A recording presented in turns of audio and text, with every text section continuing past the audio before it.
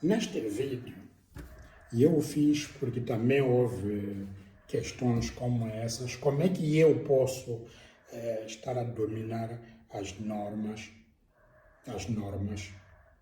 para poder escrever cientificamente? Sempre que você tiver que escrever cientificamente, estamos a falar de escrita científica, há um momento em que você tem que citar o que o autor disse. E há um momento que você tem que escrever em que obra ele disse isso, significa citar. E depois, em que obra o tal autor disse isso, estamos a falar de referência bibliográfica. Para evitar que cada um escrevesse como ele quisesse, citasse como ele quisesse, escrevesse a referência como ele quisesse, aí, por cada instituição, por cada revista científica no mundo, o que ela faz é obrigar a que tenha que usar uma determinada norma. Significa que a própria revista tem normas que impõem como é que se cita e como é que se escreve as referências bibliográficas. E essas normas são várias.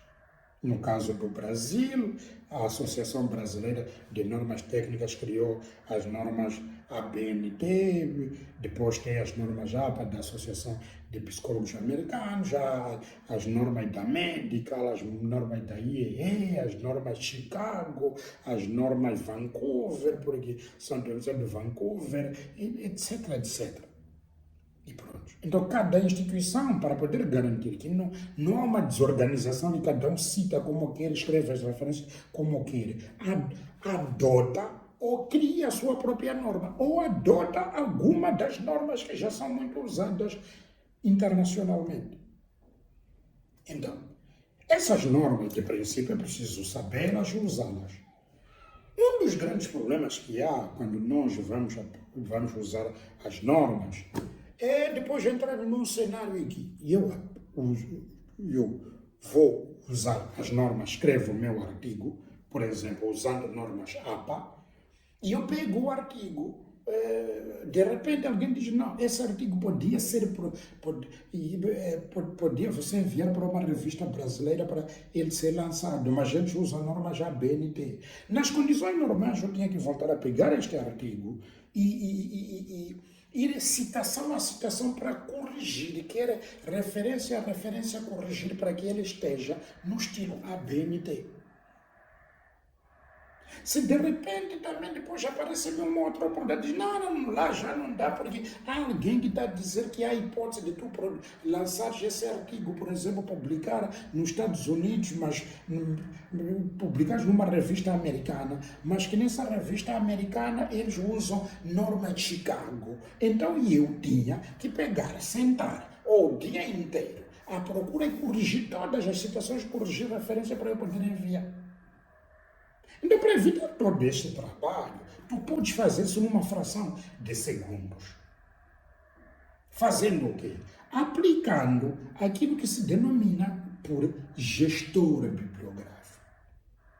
Os gestores bibliográficos permitem com que eu, se estou a escrever o artigo usando um gestor bibliográfico, e eu possa fazer uma mudança, sair de uma norma para outra.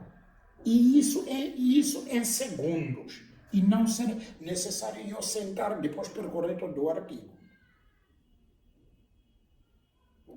Daí que se usa gestores bibliográficos, mais uma vez.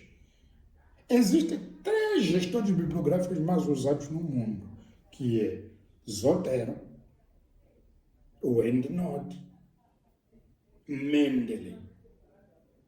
O mais usado de todos é o Mendeley. Repare que você, com o gestor bibliográfico, ele permite com que você, por exemplo, diga, quero inserir uma citação, você vai e clica no Insert Citation e acabou. A citação é inserida. Você pode dizer para inserir bibliografia. Ele insere bibliografia e ele sozinho captura que a bibliografia que tem que inserir é só dos autores citados. Por quê? Porque quase todas as normas dizem que todos os autores citados no texto devem ser referenciados e vice-versa.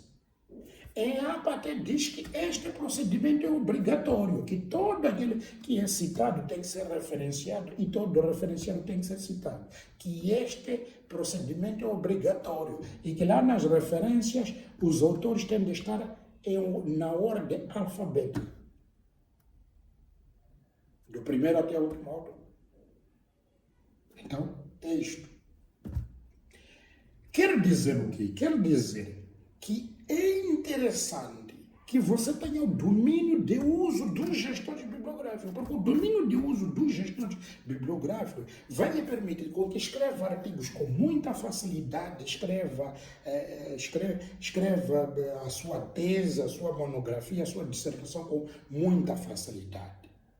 Não esqueça, há um vídeo aqui no canal onde eu falo de como é que tu podes produzir o seu artigo de forma rápida, que passa por mapeamento dos objetivos que capturam as principais coisas que você precisa para escrever o seu artigo, captura os próprios objetivos específicos, a metodologia, o tipo de estudo, o material, a população, a amostra. Então, ele captura tudo isso, e isso facilita escrever o seu artigo. Por quê? Porque o desafio fundamental que eu tenho é que eu gostaria de ver você a produzir muitos artigos e a publicar. Aliás, essa é a essência de ser acadêmico, que é produzir e produzir muito. Se você dá aula, estar sempre a produzir artigos a partir da sua sala de aulas, a partir da sua comunidade acadêmica, a comunidade da sua faculdade, da sua universidade. Se você não é docente da universidade, mas é um acadêmico, pode estar a pesquisar na sua empresa, na comunidade onde você está inserido, onde vive, porque isso é muito importante. A pesquisa científica é um vírus bom para o cérebro. Faz com que o cérebro fique, como eu poderia dizer, fique sempre irrigado de nutrientes. Nutrientes que fazem com que tenha um pensamento sempre científico e bom e um pensamento evolutivo. Então, o que eu queria dizer, o que interessava muito dizer aqui é conhecer os gestores bibliográficos é fundamental.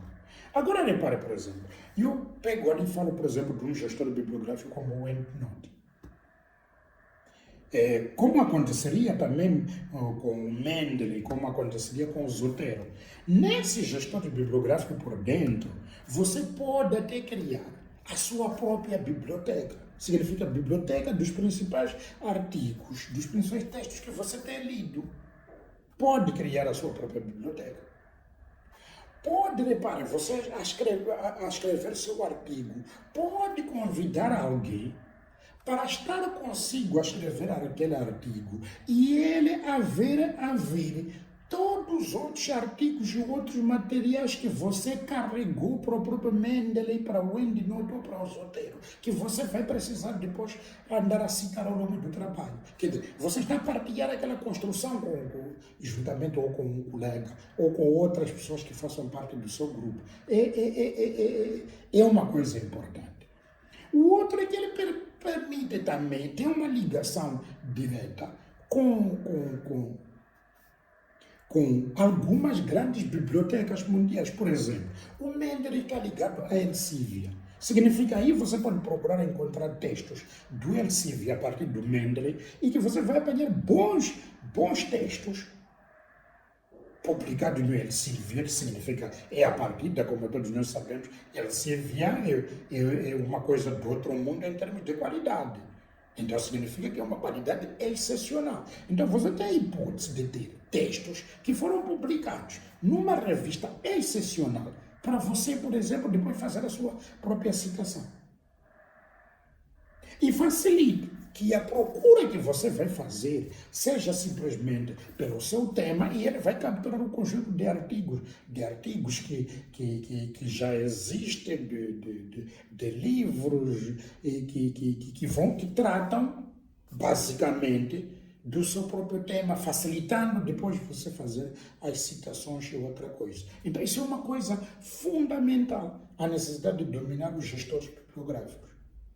Então, os gestores bibliográficos, o EndNote, o Zotero, o Mendeley, são fundamentais nisto.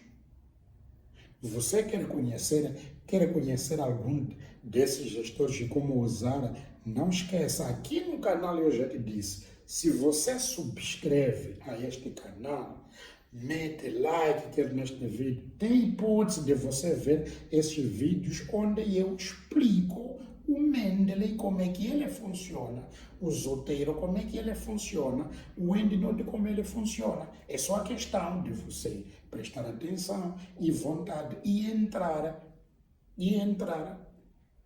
fazer esse consumo. Isto é extremamente importante. Agora, uma das coisas fundamentais quando o gestor, se você vai procurar, por exemplo, na biblioteca do próprio gestor bibliográfico, há um ganho que você tem, porque a biblioteca do próprio gestor bibliográfico, normalmente ele traz artigos que foram publicados em revistas indexadas de revisão de pares duplo cego. Porque você sabe que esta é uma parte fundamental, que tu tens que publicar. Como um bom acadêmico, tem que publicar em revistas que são indexadas de revisão por duplo cego. E se provavelmente esteja, por exemplo, se são ligados, por exemplo, se é uma revista que está indexada também, por exemplo, no Google Acadêmico, o que ela permite? Permite que, por exemplo, essa revista esteja, por exemplo, no índice H5. E se tu apanhas o índice, se essa revista onde esse artigo vem é de uma revista que faz parte do índice H5, é uma maravilha. Agora, tem outra coisa que ainda interessa, é que você ao ter o seu artigo, não termine só por produzir o artigo e termine por ali. Tem que lutar para que o seu artigo seja ele citado por outras pessoas. Porque o seu artigo, quando é citado por outras pessoas, permite com que, quando ele é procurado, mais fácil ele é encontrado. Porque significa que é um artigo que desperta muito interesse por parte dos leitores. O que quer dizer que um artigo que traz boa novidade para a comunidade acadêmica, para os leitores, isso é fundamental. Você tem que ter artigos desse tipo, não pode escrever um artigo que ninguém lê, mas fica animado porque só publica, mas ninguém lê os seus artigos. Então fica muito complicado. E o ler é que depois há pessoas que vão lá, clicam no ter visto o seu artigo e também o citam. Não só tem views, como tem citações. Então, um artigo que tem citações, ele é citado várias vezes, quer dizer, ele tem alguma pujança de credibilidade, porque só é citado aquele que é sério e competente e diz coisas que são sérias. Então, se o seu artigo é citado por outros autores, quer dizer que o seu artigo ele começa a ter alguma relevância científica. Agora, outra coisa que queria aconselhar é que você, assim que termina de publicar o seu artigo, não esqueça de vez em quando pegar o próprio seu artigo e passar por antiplágios. Estava a ver ali, eu faço parte, sou um dos gestores da revista Alba, que é encontrável em alba.ac.mz. Basta você entrar lá, carregar, entre uma revista 100% online, e sou o diretor-geral dessa revista. Você se entra lá, o que vai acontecer? Entra lá, faz o seu cadastro, depois de fazer o cadastro pode submeter o seu artigo, as revisões, tudo ocorre ali na própria revista, não precisa mandar e-mail para ninguém. Então, o que acontece? Muitos que submetem os seus artigos para essa revista, a primeira coisa que nós fazemos é pegar esse artigo e passar pelo antiplágio. Chegou a acontecer uma coisa tão interessante como esta, é que apanhamos um artigo que tinha 85% de plágio. Isso é impressionante, né? É impressionante. Então, evitem plagiar. Um acadêmico não deve plagiar. Para falar do conceito plágio, também há um vídeo que eu meto aqui neste canal em que eu falo o que é plágio e o que é plagiar. Nem sempre que nós citamos, dizemos o plágio aí acabou. Agora você terá que ver como é que se cita, como é que se lê para poder garantir que não seja entendido que aquilo é plágio. Então este é que é o pedido que eu faço. Não esqueça. Entra ali no canal, você subscreva, vai apanhar muita coisa que é relevante, que te interessa. Há investigação operacional, há estatística, há investigação científica, vai apanhar ali muita coisa que é interessante, sobretudo para você que gosta de escrever artigos científicos ou está na iniciação científica, queira produzir os primeiros artigos científicos da sua vida e da sua própria carreira. Não esqueça, é fundamental você subscrever esse canal, vai ter sempre coisas muito positivas. E eu não disse mais uma coisa, não disse mais nada aqui para além daquilo que eu acabei de afirmar, para dizer, eu sempre vou lhe garantir que sempre, parei durante muito tempo, mais de um ano sem postar nenhum vídeo, mas agora o que vai ocorrer é que sempre, pelo menos por semana, no mínimo, você vai encontrar um vídeo que você tem que subscrever, tem que escutar, assistir, porque vai poder ouvir algumas coisas interessantes. Coloque as suas sugestões, coloque um vídeo a precisar de alguma coisa de investigação científica, porque eu vou aparecer a explicar para que você faça melhores trabalhos, porque eu quero que também você seja um bom acadêmico, um indivíduo que faz produção científica e coloca à disposição da comunidade e da sociedade. Porque você é melhor. E a única coisa para manter o nível de você ser melhor é exatamente estar a lidar sempre com os melhores, aprender outras técnicas para você poder ainda fazer coisas que são interessantes.